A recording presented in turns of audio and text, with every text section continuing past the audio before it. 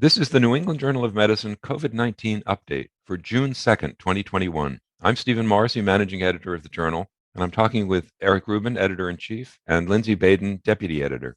Eric and Lindsey, looking at the COVID-19 news this week, I'm struck by a consistent story. We're continuing to learn more and more about vaccines, how well they work, how to think about how to use them, what kinds of problems might arise with them. But we're not hearing much about advances in the management of COVID-19 illness. So why do you think that is? Steve, the vaccines represented huge breakthroughs, and the fantastically rapid development of vaccines is really the story of the century in terms of medicine. But the advances in treating diseases are not so dramatic. Clearly, we've gotten a lot better because it does appear that survival of patients with COVID-19, at least in this country, has improved, and it's improved considerably. But it's very hard to put your finger on any single change that made the difference in improving outcomes for patients. And we've had some therapies that have some impact, but each of them individually are rather small. In addition, we've had trouble implementing some of the interventions that we do have, including vaccination. The number of vaccinated people has increased tremendously here in the US and in Europe, but there's still a substantial minority of people we haven't been able to persuade to get the vaccine. And most of the world doesn't even have access to the vaccine.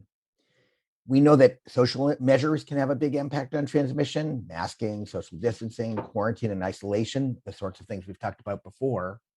But these have been implemented very inconsistently across and even within countries. So even in the face of a public health disaster, we're having a substantial problem with how to act on what we know. I mean, Steve, it's very challenging. Treating someone with severe COVID, intense resources, complex clinical condition, and often a nuanced outcome depending on how severely ill they were or their predisposing illnesses prior to contracting COVID and getting sick. So, very important the advances in how to treat COVID, but that's often the benefit is individual, one at a time. What we see with vaccines, and as you all know, I'm a big believer in vaccines, is that one can have a profound impact on a whole population. How do you address, for example, a car accident, head injury in a car accident? There are tremendous advances in the neurosurgical and interventions to address that. But I would argue the best way to deal with injuries from a car accident are seatbelts and airbags. So you actually never have the injury. The challenge, though, with prevention, as we all know, is it's very difficult to say thank you for a bad thing that did not happen to me. And that, I think, is a profound challenge with prevention and also prevention with vaccines, because the side effects, which are real but very rare and often transient and quite manageable, are something we can see, but the benefits we don't see because the severity of illness with COVID does not happen. And I think we need to continue to advance education to create trust and enable access to fully understand and reap the benefits of our prevention modalities. As Eric said, social distancing, masking, contact tracing, as well as vaccines. But I think it's a real challenge between an individual with an illness that we can treat versus a population for which we avoid illness altogether. And how do we as a society best understand this? And how do we properly invest to reap the best collective benefit? There's a technical issue here too, Lindsey, and that is how you develop therapies and how you develop vaccines. This is not to take away anything from the triumph of vaccination. It's so impressive. But there are a very limited number of antigens and a limited number of ways of delivering those antigens. We benefited from a lot of technical advances that had been made over the last decade or so in developing mRNA as a delivery system and developing adenovirus as a delivery system. So there was a lot of work that went into this, but still at the end, everyone ended up using the same antigen. It wouldn't necessarily have worked, but it did. For drugs, there's an almost infinite number of ways of going about making drugs. And drugs are all unique to each other. Every small molecule agent is different from every other small molecule agent. And they have their own pharmacology.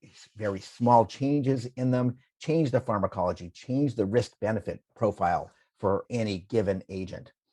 And there are a lot more variables, and it's much more difficult to move quickly to something. The demands that we made on drugs, or that we'd like to have for drugs, are very high bars. The drug that we really want is one that is orally bioavailable, so it can be used to treat people early on when they become symptomatic, relatively safe because you're treating a lot of people who are not that ill at that point, and effective against the early stages of disease, viral replication primarily. And we didn't have that going in. And so starting from scratch, not having an off-the-shelf drug that works like that is a huge barrier. I think that the drug development system is likely to come up with those agents, but it could very well come up with those agents after the crisis has passed completely. Couldn't agree more. I think we need to do both. There are different challenges for different types of prevention or treatment modalities, and we need to, as a society, invest in all of these different approaches. And your point's well taken that the challenges for drug development are very different than the challenges for vaccine development. And it is terrific over the last 18 months, the advances in both fronts, but they have a different kinetic given the biology that they're up against. One last thing, again, to get at the different technical issues involved in each of these, and this is something that we've discussed before, Lindsey.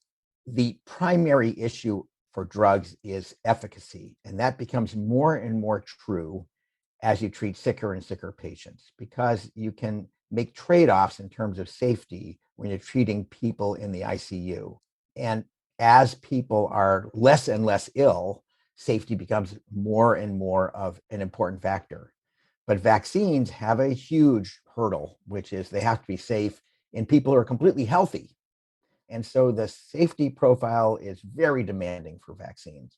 And again, we lucked out here to some extent because this wasn't easy to predict, but the vaccines have proven to be awfully safe. We published 2 studies this week about vaccines and their risks.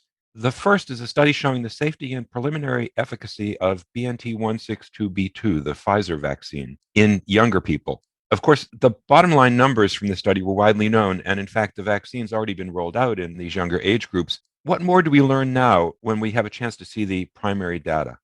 Steve, the vaccine had already been authorized for people 16 or older. So this trial looked at 12 to 15-year-olds. It was set up as a small phase 3 study that looked at both safety and efficacy. And in broad outline, it looked very much like the larger phase 3 trials that were performed earlier in adults.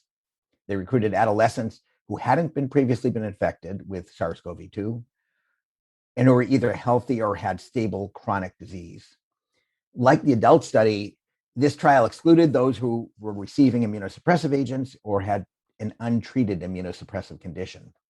They compared immunogenicity data with results from a group of 16 to 25-year-olds who were also vaccinated. And the participants were followed for both safety endpoints and the ability of the vaccine to prevent symptomatic COVID-19. The investigators randomized more than 1,100 individuals to receive either placebo or vaccine. There were about 1,100 in each arm, I should say, at the same dose as the authorized dose for adults. All of the participants were in the US. 86% were white and 88% were non-Hispanic or Latinx. So there was fairly limited ethnic and racial diversity. The results were basically very similar to those seen in adults. Adolescents had early vaccine reactions that were almost identical, both qualitatively and quantitatively, to those seen in young adults. Antibody responses 1 month after the second dose were actually higher than those seen in the young adults. And although this was a relatively small group, the vaccine efficacy looked good. Depending on whether or not you included those with serologic evidence of prior infection, the investigators saw either 16 or 18 cases of COVID-19 in placebo recipients, while there were none among those receiving vaccine. In other words, although the cohort was smaller than in the adult investigations, the results appeared to be almost identical. I mean, Eric, my reaction is similar to yours in that I find it very reassuring that the data remain highly consistent across studies and across age groups. This reminds us that we need to always be performing studies and probing the data to look for reasons why it doesn't make sense or may not work or may be unsafe.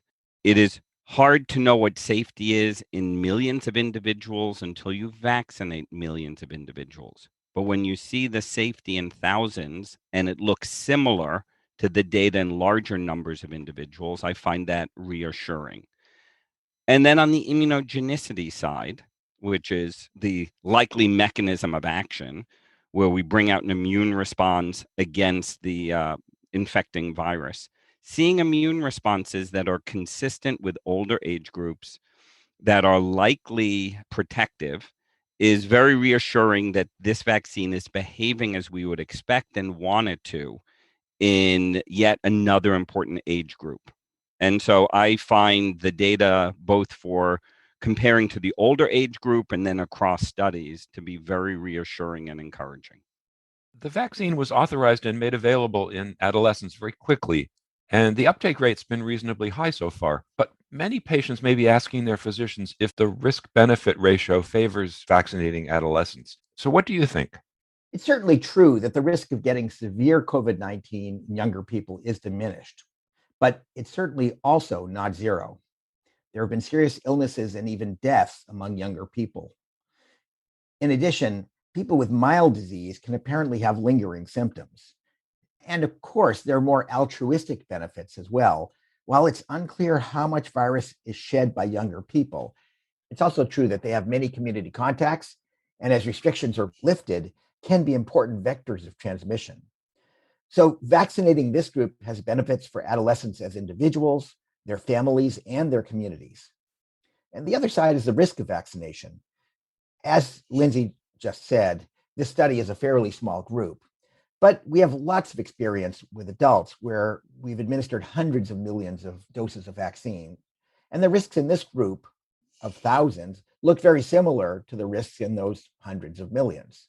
Currently, the only vaccine available to this group is the Pfizer vaccine, the one that we were just discussing, though the mRNA 1273 vaccine, the Moderna vaccine, looks like it might not be very far behind.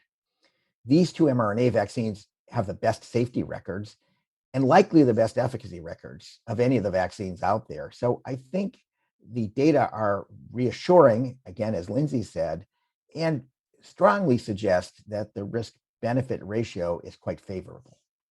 Steve, I'm going to answer your question from three different perspectives. First, as a physician, I've cared for many patients who develop severe COVID, including young patients. And though it is not common, it can be quite severe, debilitating, and even fatal.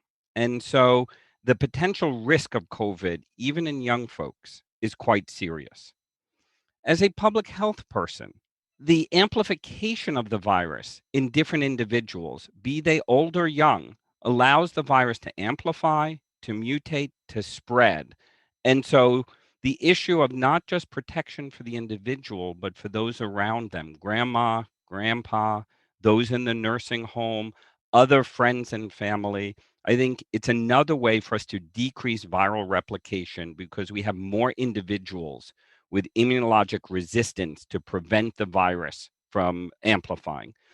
And lastly, as a parent, I have an 11 and a 13-year-old. And once this vaccine was authorized to be used in adolescents, my daughter has been vaccinated, my son will be shortly, and many of their friends are getting vaccinated as well.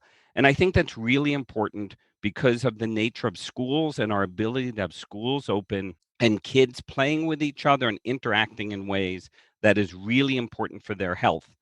And having more of our adolescents vaccinated will allow more interactions that will be good for health. So, in fact, when do you think vaccines are going to be available for younger children? They're not yet, and that's simply because they need to be tested. Those Trials are going on, testing in younger children below the age of 12. And both manufacturers I know are running trials to look at these younger kids. They're doing it in age groups, so they're moving down gradually to make sure that these are safe. It will take a little while longer to get the results of these, and I'm not sure when they'll be finished. Remember that all studies that are going on now, at least in the US, are in the setting of lower rates of disease. So it's going to be more difficult to measure efficacy. We're probably going to be relying on safety data and immunogenicity data, measuring antibody levels and perhaps T cell immunity in order to make the decision to go ahead with these, I suspect. I mean, Eric, the issue of efficacy, I agree, is we have smaller trials. It's harder to assess efficacy. Hopefully, from the larger trials, which obviously are more advanced in their conduct as well as demonstrating efficacy, as we've discussed before, a correlate of protection will emerge. And once we have a correlate of protection for a given vaccine, then immunobridging hopefully will more effectively and rapidly allow us to advance vaccines to younger age groups. The second study we published this week looks at one aspect of that vaccine safety. A group of South African investigators looked at the risk of thromboembolism in a trial of Ad26-CoV2S, the Johnson & Johnson vaccine. It's a vaccine that's been associated with rare cases of thrombotic thrombocytopenia, a syndrome that's also been associated with ChAdOx1, the Oxford AstraZeneca vaccine. So what did we learn in this new study? Steve, this was an effort to figure out what the rate of the development of the syndrome might be. The group followed healthcare workers who received vaccine as part of an implementation study. The study period extended from February to April, during which there were more than 280,000 workers vaccinated. As this is recommended as a single dose vaccine, there were no reported individuals who received more than one dose. The investigators used several means to capture safety data. 2% of individuals reported serious adverse events, including most commonly the development of COVID-19 disease or allergic manifestations of various kinds, although only one of those had anaphylaxis. But the interesting piece, as you suggested, is the reporting of thromboembolic events. There were 5 cases, all of which occurred in people with pre-existing risk factors, and none of them were associated with thrombocytopenia. So this is reassuring news, although it's a bit limited. Among a large cohort of vaccinated patients, the syndrome that's been described in some patients wasn't seen at all. This would suggest the risk is somewhere below 1 in 100,000 and could be considerably lower. The caveat, however, is that most cases of thrombotic thrombocytopenia have occurred in younger vaccine recipients, and we don't know the age distributions of the recipients in this study. Still, the safety margins seem to be pretty good. I think this shows how challenging it is to assess safety. I think that these investigators are doing terrific work to systematically collect data so we have a better chance to understand patterns. The syndrome that you suggest, Eric, CVST, of greatest concern, appears to occur more frequently in younger age group, a little more often in women. Therefore, the ability to detect it may depend a bit on the population being studied. However, it is reassuring that it was not seen in this work. The question of other kinds of side effects, like is there an increase in thrombotic events in general not associated with the thrombocytopenic syndrome, is one that'll have to be investigated and assessed, as all potential safety signals will need to be looked at and its clinical significance determined. But it's really hard to assess rare events until you have large populations studied and hopefully studied in a systematic manner. I think there's an important take home message here, though, that these events are quite rare and much rarer than severe COVID-19 among people who are unvaccinated. So, once again, the risk benefit analysis seems to heavily favor the use of vaccines, despite the fact that this can happen occasionally. It does mean that we need to be on the lookout for these sorts of events.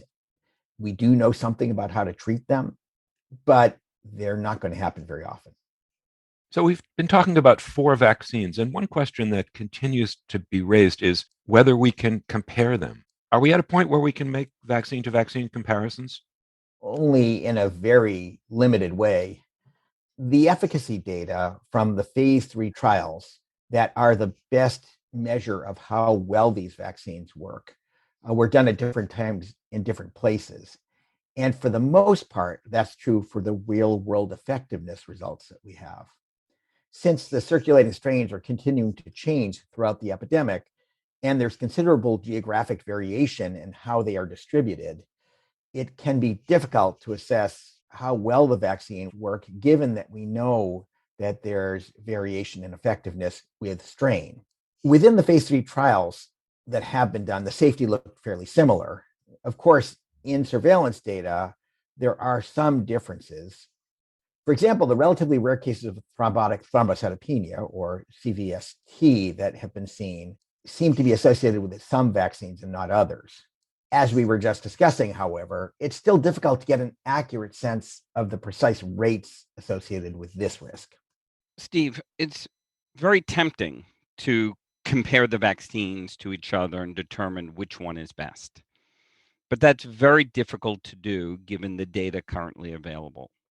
As Eric already alluded to, unbridled transmission of COVID-19, as we've witnessed in India over the last weeks, is a disaster. And vaccinating a population to stop that from happening is the priority. We have to do continued safety monitoring to determine if rare side effects exist, and that's ongoing, but it's very difficult to assess completely until hundreds of millions of people are vaccinated and systematic data are collected. We also have to continue to understand what efficacy means. As Eric suggested, the phase 3 trials were pretty good at giving us short-term efficacy in modest-sized populations. But what does this mean for long-term immune response? What does it mean in light of emerging variants? And how well do the vaccines perform against variants over time as immunity evolves and perhaps wanes? So, unfortunately, there still is much for us to learn to best decide which vaccine is best, or likely no one will be best, but some combination may turn out to add value.